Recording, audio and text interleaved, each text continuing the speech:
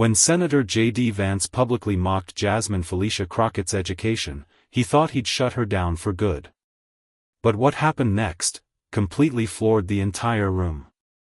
Jasmine Felicia Crockett wasn't just any law graduate. She fought her way from a Detroit bus stop to Harvard Law without shortcuts or handouts.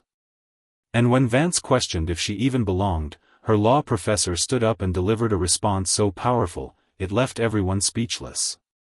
This isn't just a story about one insult, it's about every underdog who's ever been told, "You don't belong." Stick around, because Jasmine's comeback is the kind of truth that no one can ignore. Did you really go to law school? It all started on a warm spring afternoon, in a university auditorium buzzing with energy. The event was billed as a prestigious education and policy panel, a space where rising minds and established figures would meet to debate the future of learning in America. The crowd included students, professors, media outlets, and several high-profile guests. But no one expected what was about to unfold. On stage sat a lineup of speakers. Among them, Senator J.D. Vance, author of Hillbilly Elegy and a known firebrand in political circles. Next to him was Jasmine Felicia Crockett, a recent graduate of Harvard Law School and a passionate advocate for education reform.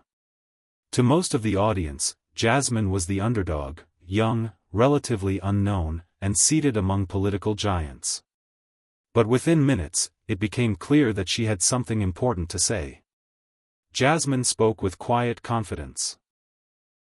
She laid out her vision for closing the education gap in underserved communities. She told personal stories, about growing up in Detroit, about late-night studying while working shifts at a local diner, about how public school teachers changed the course of her life. The crowd leaned in.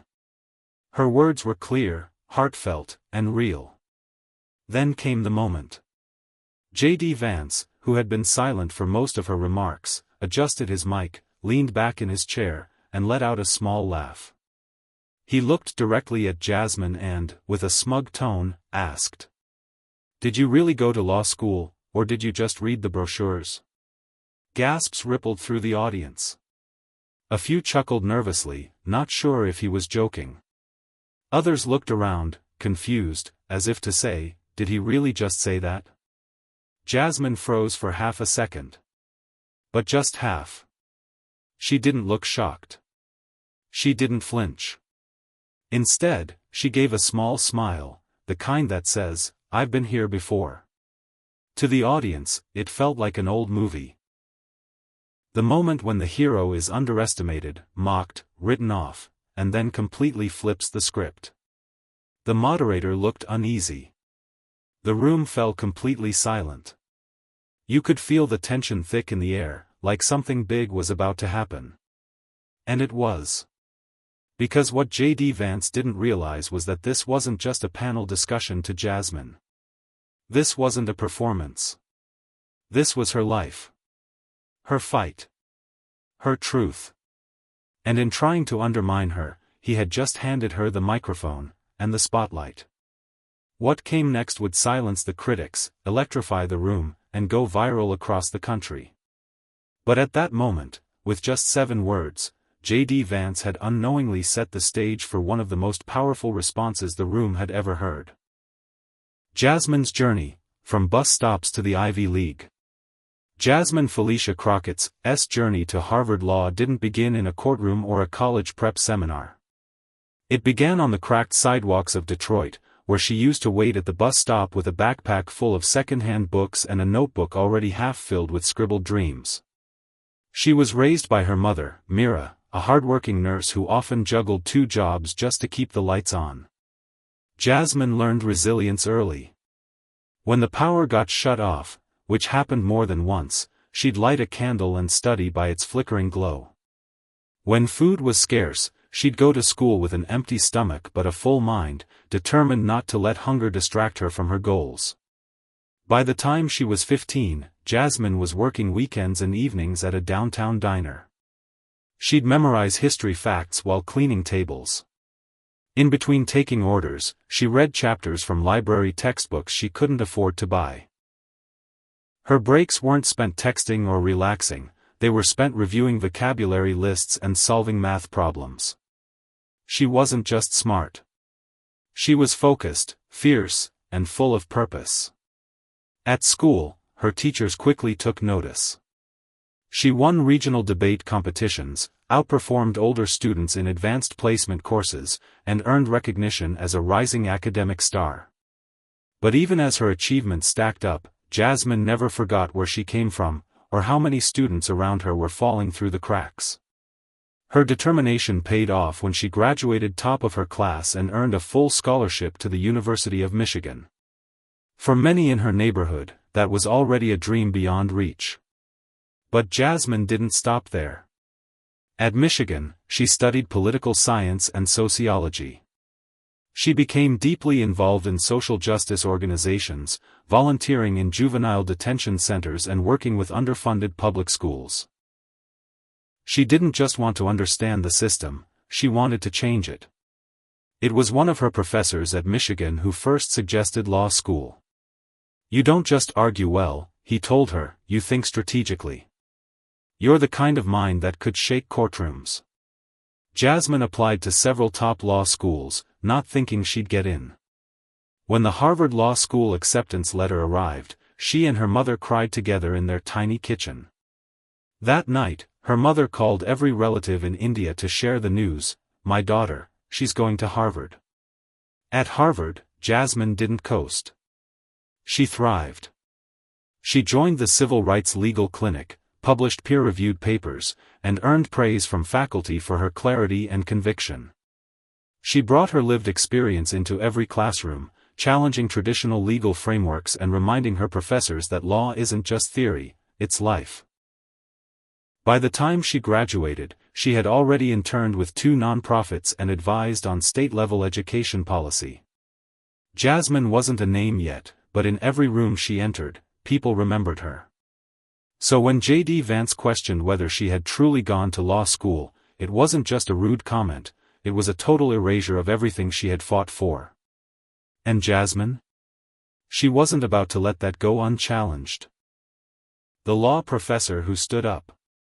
The room was still tense after J.D. Vance's dismissive comment. Jasmine had just finished delivering a thoughtful, passionate speech on educational equity, sharing not just data and policy points, but her lived experience. And then, with a smirk, Vance had leaned into his microphone and said, "Did you really go to law school, or did you just read the brochures?" For a brief moment, no one moved. The audience was a mix of university students, professors, community leaders, and they all seemed frozen between disbelief and discomfort. Some chuckled, unsure if it was supposed to be a joke. Others glanced nervously around, wondering how Jasmine would respond. But Jasmine didn't speak right away. Instead, from the far side of the stage, a quiet but steady voice cut through the silence. "I can answer that." Heads turned. It was Professor Ellen Rosen, a senior faculty member at Harvard Law, sitting in the audience as a guest. She wasn't scheduled to speak, but her words immediately commanded the room. A legal scholar with decades of experience and a reputation for being brutally honest, Professor Rosen wasn't known for defending students lightly. She stood up slowly, microphone in hand, and looked directly at Senator Vance. "You want to know if Jasmine Felicia Crockett went to law school," she said, her voice calm but sharp. "Not only did she go, she led." A murmur swept across the crowd. "She was the top student in my constitutional law seminar. She led arguments in mock trials that silenced even our most seasoned professors. She published one of the best legal commentaries on educational access I've read in 20 years. Rosen's tone remained composed, but every word hit like a hammer. "And Senator," she added, locking eyes with Vance, "I've had many students who came in with the privilege of elite prep schools and connections. Jasmine didn't have those. What she had was grit, brilliance, and perspective. She earned every inch of her success. I would take 100 Jasmine Felicia Crockett's over 1,000 resume-boosted legacy admits." The crowd erupted into applause. J.D. Vance looked momentarily stunned. His usual confidence faltered as the weight of Rosen's words settled over the auditorium. Jasmine, still seated, remained composed. But her eyes glistened, not with anger, but gratitude. She didn't need to defend herself. She didn't need to prove anything. Someone who had seen her journey firsthand had just stood up and told the truth, in public, with force, and without apology. For many watching, that moment was bigger than Jasmine. It was about every young person who's ever been underestimated, questioned, or silenced because of where they came from or how they looked. It was about the power of having someone in the room willing to speak up when it matters most. And in that moment, Jasmine Felicia Crockett wasn't just a panelist. She was a symbol of what it looks like to rise, to endure, and to be backed by truth. The audience responds. After Professor Rosen finished speaking, the energy in the auditorium shifted. What had begun as a tense and uncomfortable moment suddenly transformed into something electrifying. The crowd, initially quiet, uncertain, now erupted into applause. But this wasn't polite clapping. It was long, loud, and emotional. Students stood up. Some whistled. Others banged their hands on their chairs in support. Even members of the press, typically trained to remain neutral, looked moved. J.D. Vance, usually composed, looked shaken. He tried to regain control, leaning toward his mic as if to respond, but it was too late. The crowd had made up its mind. Jasmine wasn't just validated, she was celebrated. Jasmine sat still for a few moments, letting the moment breathe. She glanced at Professor Rosen, and the two exchanged a small nod. It wasn't boastful. It was mutual respect, a quiet recognition that the truth had spoken for itself. Then, Jasmine stood up. She didn't raise her voice. She didn't need to. "I want to thank you all," she said. "Not for clapping, but for listening. This conversation was never about me. It's about every student who's told they don't belong. It's about who gets to write the rules and who's left out of the room when decisions are made." She paused. "We talk a lot about merit. About who deserves to be here. But let me be clear, merit isn't measured by money, connections, or confidence in front of a microphone. Merit is measured by what you do with the opportunity once you get it." Another round of applause. This time louder. Louder than before. In the crowd, students were visibly emotional. Some wiped away tears. A few faculty members nodded silently, clearly moved. And while J.D. Vance shifted uncomfortably in his chair, Jasmine held the room with ease, not with aggression, not with arrogance, but with purpose. One student stood up and shouted, "That's my future senator." It got a laugh, but also cheers. Someone else called out, "You inspired us today, Jasmine." She smiled, grateful but grounded. The moderator, trying to regain control of the event, leaned into the mic and said, "Let's return to the next question," but by then, the moment had already taken on a life of its own. The story wasn't about policy anymore. It was about principle. Later, social media would be flooded with clips of Jasmine's speech, Professor Rosen's takedown, and the crowd's response. The hashtags #SheBelongs and #HarvardStandsWithJasmine trended nationwide. Within hours, millions had watched the clip. Jasmine's name was suddenly on talk shows, podcasts, even late-night television. But in that auditorium, in that moment, the reaction was raw and real. No viral fame. No press strategy. Just people, young and old, seeing someone like Jasmine stand up, be questioned, and respond not with bitterness, but with truth. It was the kind of moment you don't forget. Because sometimes, the most powerful response to disrespect is simply showing the world who you really are. A voice that echoed beyond the room. By the time the panel ended, the tone of the entire event had changed. What was supposed to be a formal policy discussion had turned into something far more powerful, a turning point. Not just for Jasmine Felicia Crockett's, but for every person in the room who had ever doubted their worth or been told they didn't belong. After the event, people lined up, not for VANCE, but for Jasmine. Students, young professionals, even faculty members waited just to shake her hand or thank her for speaking truth to power. Some brought copies of her published articles, others just wanted a selfie. Many simply said, "Thank you for saying what we've always wanted to say." The media coverage that followed was swift and intense. News outlets described Jasmine as the breakout voice of the panel and praised her poise under pressure. Overnight, she was invited to speak at 2 more university panels, a national education summit, and even a guest segment on a major news network. But Jasmine didn't let the attention distract her. She returned to work at the education nonprofit she'd joined after law school, helping under-resourced schools navigate legal challenges and funding issues. Her inbox was flooded with requests, but her focus remained the same: help students who were being ignored.